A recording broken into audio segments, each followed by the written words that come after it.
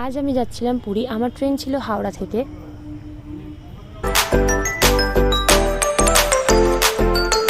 এবার আমাদের ট্রেনটা পুরী স্টেশনে ঢুকলো। তারপর আমরা চলে গেলাম হোটেলে সেখানে রেডি হয়ে আমি চলে গেলাম জন্মদিন উপলক্ষে জগন্নাথ দেবের কাছে পুজো দিতে। তারপর প্রচণ্ড খিদে পেয়ে গেল, তারপর খেতে গেলাম। তারপর বিকেলবেলা চা দিয়ে শুরু করলাম। তারপর একটু সি বিচের পাশাপাশি ঘুরলাম, কিছু কেনাকাটি করলাম।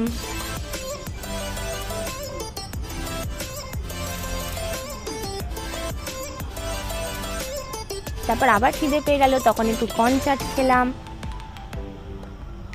সেখানে বিখ্যাত মদনমোহন, ছানাপোড়া, ঘুগনি। তারপর আমার জন্মদিন ছিল বলে মা চলে গেল আমার জন্য কেক কিনতে। তারপর কেক কিনে নিয়ে এসে হোটেলে এসে সেলিব্রেট করলাম সবাই মিলে। তারপর আবার রাতের ডিনারে চলে